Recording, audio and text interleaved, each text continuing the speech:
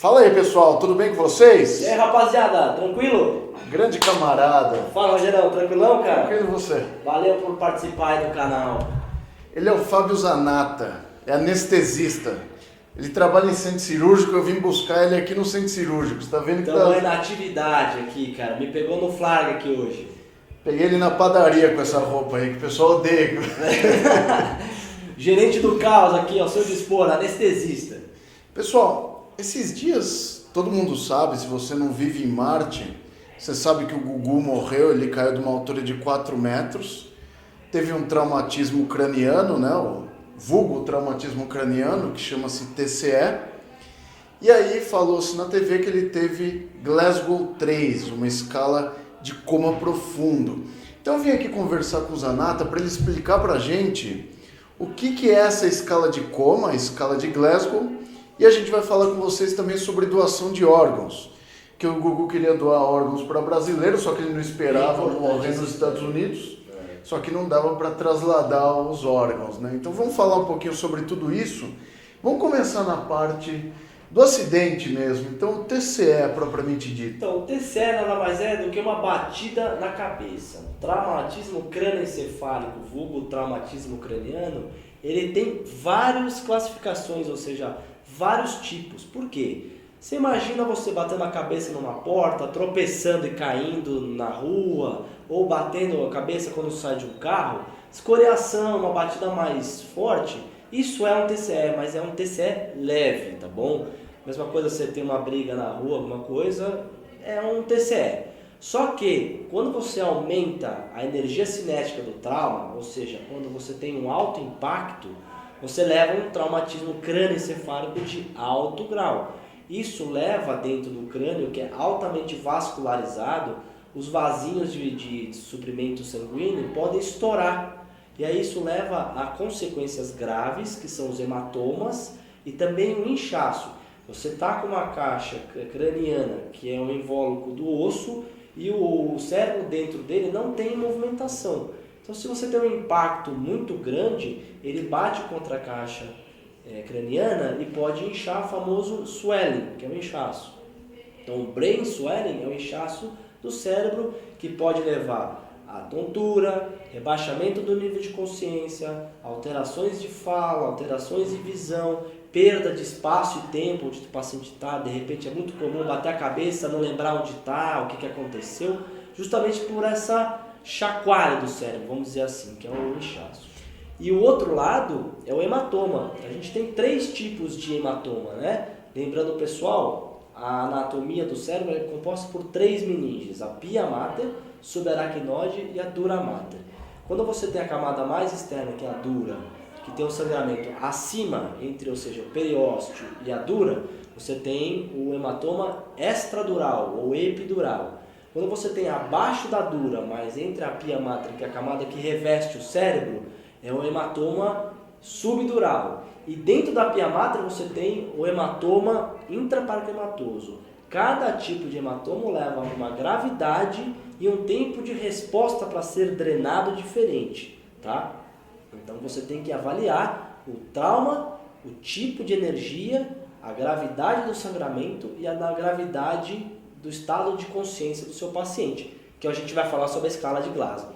Que isso sim é um traumatismo crânioencefálico. Quando a pessoa bate a cabeça só do lado de fora e dá um galo, só para você entender a diferença, né, do que ele falou pelo que o Gugu teve. Quando a criança bate a cabeça e tem um galo, aquilo é um hematoma, né, uma hemorragia que se dá embaixo do periósteo, então é subperiostal, então fica aquele galo. Até o jogador do Flamengo teve um baita de um galo aqui em cima. O lateral esquerdo, né, o Rafinha, que bateu, provavelmente deve ter tido uma lesão vascular, alguma coisa assim, que inchou na hora. O hematoma é que leva ao galo, né, o famoso galo, que é o...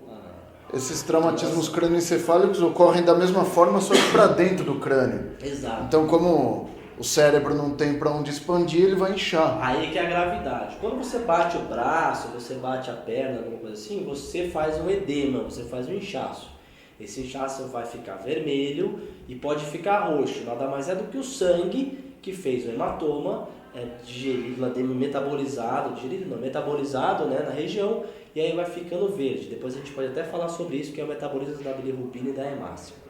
No cérebro, você não tem isso.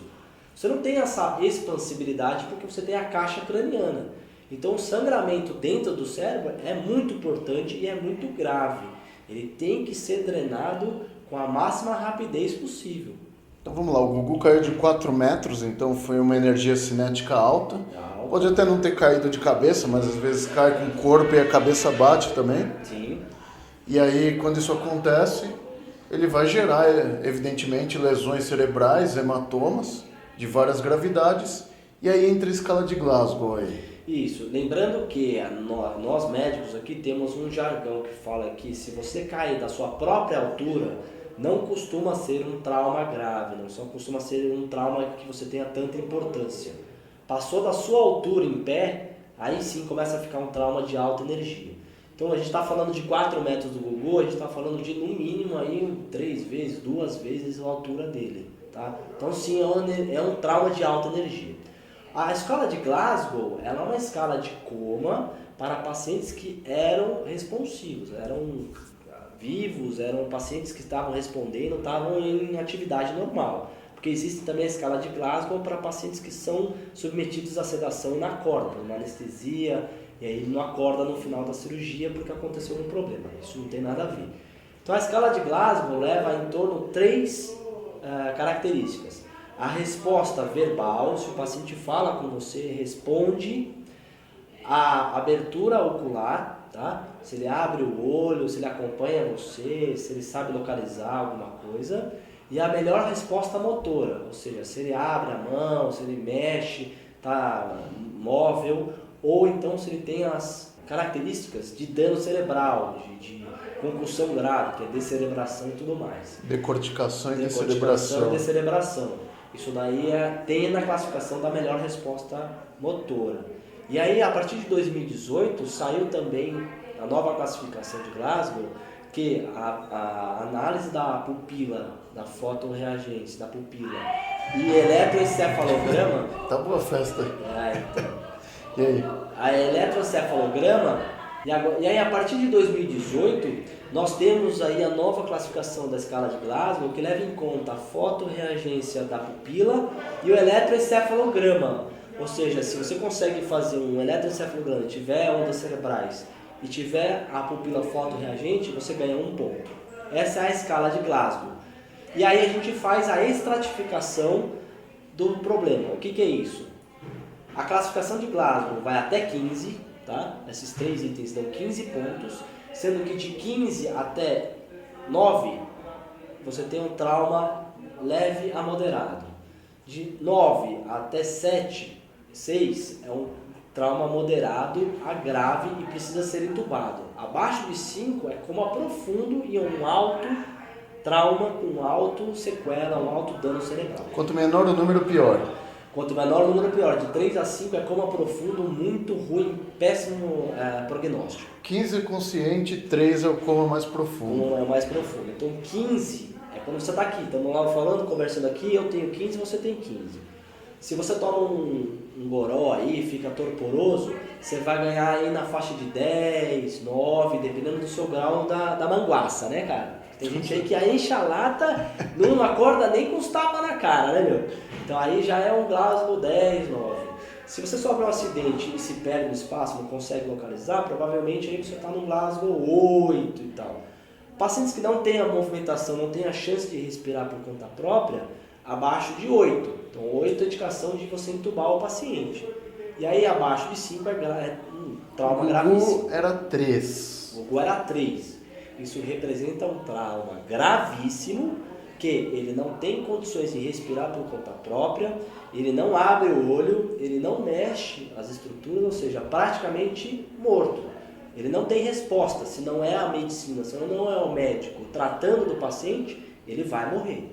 Então ele tinha 3, ele não tinha resposta ocular, nem motora, nem verbal, nem a dor, nem a verbalização do médico, né? Ele chegou praticamente morto no hospital. Foi feita a intubação dele, porque ele não tinha condições de respirar.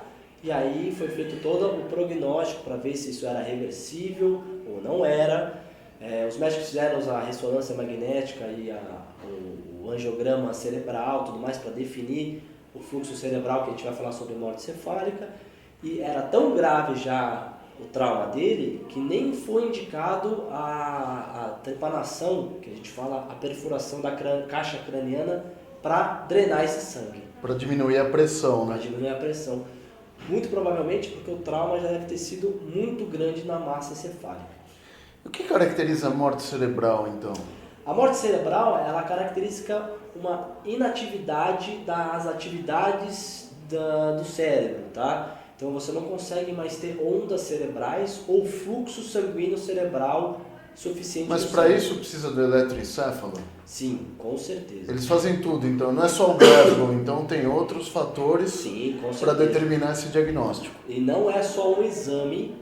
A gente pode fazer o exame para constatar a morte cerebral por 2 exames. O angiograma, que é o fluxo sanguíneo cerebral, e o eletroencefalograma, para ver se tem ondas cerebrais.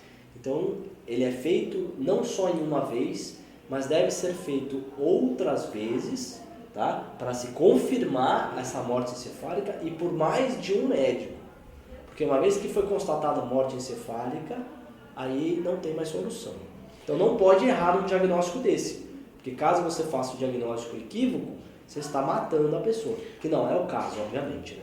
Aí ele entrou em morte cerebral, né, morte encefálica, e aí tem a procedência da doação de órgãos. Isso. E cada órgão tem um tempo para doação, a partir do momento que a pessoa entra em morte cerebral. Exato. E aí ele queria doar para brasileiros, né, só que acho que ele não esperava ter um acidente desse lá fora, né? E aí o pessoal estava falando, pô, não podia trazer? Não, com certeza não, né? Exato. Então cada órgão tem seu time, né? O que acontece quando uma pessoa tem a morte encefálica garantida? Se ele for um doador de órgãos, a gente vai ver quais órgãos estão aptos para ser transfundidos, ou seja, transplantados. Então você pode ter praticamente quase todos, desde córnea, osso, pele, intestino, pâncreas, coração. Que o critério é pulmão. diferente para quem morreu de parada cardíaca e para quem morreu de acidente, né? Então, a gente precisa analisar qual é a causa da morte e qual é o estado de conservação clínico do coração. Se uma pessoa infartada, muito provavelmente esse coração não vai ser utilizado por uma outra pessoa, porque já está com comprometimento desse coração, já não está bom. Você vai transplantar esse coração para uma pessoa, já está com algum problema, então tem que ter os critérios de transplante.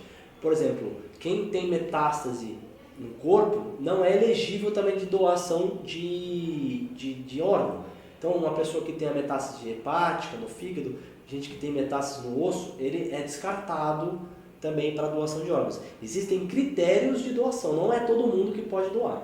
Que não ia dar tempo também de trazer os órgãos dele para o Brasil, então tem que ficar lá mesmo e aproveitar os órgãos do jeito que faz. O que acontece? O cérebro, ele é a caixa difusível do nosso corpo. Ele que comanda todas as atividades. Então, o batimento do coração, quando você respira, a liberação de todos os hormônios para fazer os outros corpos endócrinos funcionarem, as glândulas, então, tireoide, paratormônio, supraadrenal, corticóide e tudo mais. Quando o cérebro morre, todos esses liberadores de hormônios, estimuladores de hormônios também cessam. Então todos os órgãos que necessitam daquele empurrão para fazer efeito, para funcionar, também vão parar. Então você tem um prazo para doação de órgãos. Você só pode doar por um certo período, porque depois que o órgão para de ser estimulado, é um carro. Se eu tiro a gasolina, o carro não vai funcionar. Então enquanto eu tiver gasolina, eu posso andar com o meu carro. É a mesma coisa no cérebro. Enquanto eu tiver ainda estoque de liberadores de hormônio funcionando, o meu rim vai funcionar, minha supraadrenal vai funcionar, a tireoide. A partir desse momento que eu não tenho mais, esses órgãos param. E aí o paciente morre e é impossível doar os órgãos. Então seja um doador de órgãos, né? É importante que as pessoas tenham esse conhecimento, porque tem muita gente que não doa órgão por religião, por outros motivos. Você pode ser beneficiado pela doação de órgãos. Eu fiz transplante de córnea já. Então a gente tem que ser doador E assim, cada vez melhorou um pouquinho o sistema de doações aqui no Brasil, mas ainda é baixo. Aqui no Brasil, a gente tem problema com a OPO, que é a Organização Preparadora de Transplantes, né? Eu não sei exatamente esse siglinho. Para fazer a doação de órgãos não é simples, tá bom? Você precisa de uma equipe para remoção do órgão, a equipe de transporte do órgão, você tem que fazer exames, uma bateria de exames, para ver se a compatibilidade do órgão, do tamanho do órgão, pode ser transplantado para uma pessoa. A gente não pode transplantar um fígado de um adulto para uma criança, porque ele é muito grande e vice-versa. Então, existe a gente pode conversar um tema aqui só de transplante de órgãos, mas você tem que analisar tamanho de órgão, você tem que analisar a condição de trauma, o receptor, ou seja, o paciente que vai receber, você tem que analisar aonde o hospital que vai ser feito, se a equipe médica está treinada para fazer esse tipo de procedimento, se o paciente tem fila de transplante, ou seja, normalmente é feito por prioridades, quem está mais grave recebe primeiro. Então é uma série de recursos que não é assim. E no Brasil, hoje em dia está se atualizando, porque a gente não tinha esse banco de reserva de pacientes, reserva de órgãos, bateria de exames, hospitais, médicos treinados. Então está tudo se fazendo, o treinamento, a adequação dos hospitais, para um transplante de coração e pulmão é gravíssimo, é uma altíssima complexidade. Não é todo hospital que faz, muito menos médico. Então a gente tem que simplesmente treinar médicos, treinar enfermeiros, treinar UTI, entendeu? Então é um monte de coisa. E aí, aos passos que a gente vem dando, cada vez mais a gente vem aumentando o número de transplantes por estar fazendo essa melhoria do sistema. Os critérios para você ser receptor de órgãos são complexos, como ele falou. Mas para você ser doador, é só na próxima vez que você for fazer seu documento, coloca lá, sou doador. Ponto, já é doador. Isso. Só lembrando que a pessoa pode ser doadora, mas tem um grande X da questão. Se a família também não assumir que você era doador, você não doa. Então a família também tem que autorizar a doação de órgãos. Pode acontecer com qualquer um, gente. Assim como aconteceu com o Gugu, pode acontecer comigo, que não aconteça com ele, mas a gente tem que estar preparado para tudo. Então sejam doadores. Né, que a gente fala, para morrer basta estar vivo. Então aproveite a sua vida ao máximo que você puder, tá bom? Curta, família, amigos, vida noturna, vida social, porque a gente nunca sabe o dia de amanhã. Você vê que uma infelicidade dessa, que um acidente bobo doméstico, levou um grande ídolo do Brasil, né? Eu gostava, eu cresci com Passa Repassa, não sei de você, Domingo Legal, eu adorava ele, né? Aproveita a vida, mas com responsabilidade, né? Exato, né, pessoal? Toma cuidado e viver na linha aí, né? Cara, obrigado pela explicação aí. Foi sensacional. A galera agora já sabe o que é um TCE. Já sabe o que é uma escala de Glasgow. O pessoal ia perguntar, tá, mas por que Glasgow? Porque foi desenvolvida na Escócia, em Glasgow, é por isso. E também essa parte de doação de órgãos, que é importante que as pessoas saibam. E a gente incentiva a todos a serem doadores. Eu sou, ele é. Espero que tu sejas também. Zanata, Rogério, obrigado, cara. Valeu pelo convite. Vou só deixar o contato para quem quiser saber mais sobre saúde, medicina, tecnologia da área da saúde. Acessa lá o Instagram, @doutorzanata com 2 T's, tá bom? Ou www.descomplicandoamedicina.com.br. você ainda não tá com um canal no YouTube? Já, cara, já. Vai ser Dr. Zanata também ou Descomplicando a Medicina? Descomplicando a Medicina. Então, já se tiver um Descomplicando a Medicina, já segue que é o dele aí. Dr. Zanata no Instagram, descomplicandoamedicina.com.br. Grande Zanata. Cara, você tem que voltar para cirurgia agora. Obrigado por participar do canal. Valeu, é sempre uma grande honra estar junto com a gente aqui. Obrigado, Rogério. Um abraço para todo mundo que está olhando esse vídeo aí. Se tiver alguma dúvida, manda para ele que a gente responde. Vamos fazer aquele básico, né? Dá o like aí se você gostou. Segue o pessoal. Se inscreve. Se inscreve no canal. E siga-nos. Falou!